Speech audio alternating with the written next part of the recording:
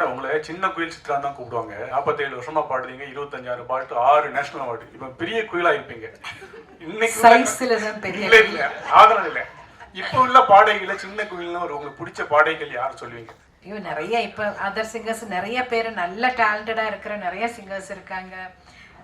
Of course Shreya Ghoshal, Shweta, Chinmayi, சொல்லிட்டே போல நிறைய இருக்காங்க. ரொம்ப டேலண்டடாக இருக்கிற நிறைய சிங்கர்ஸ் இருக்காங்க. ஒவ்வொரு பாடல் கேட்கும்போது அந்த சிங்கர்கிட்ட நம்மளுக்கு ஒரு ஐயோ ரொம்ப அழகாக பாடுறாங்களே அப்படின்னு தோணும்.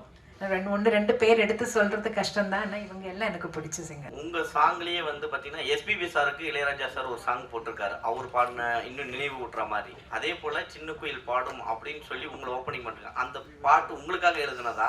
நீங்க கேட்டீங்களா? இல்லை அதில் வைரமுத்து சார் தானே எழுதினாரு. அந்த படத்துக்காக எழுதியிருப்பாங்க. அந்த பாட்டை தான் முதல்ல வெளியில வந்தது. அதனால தான் என்ன சின்ன குயில்னு கூப்பிடுறாங்கன்னு நினைக்கிறேன் நான்.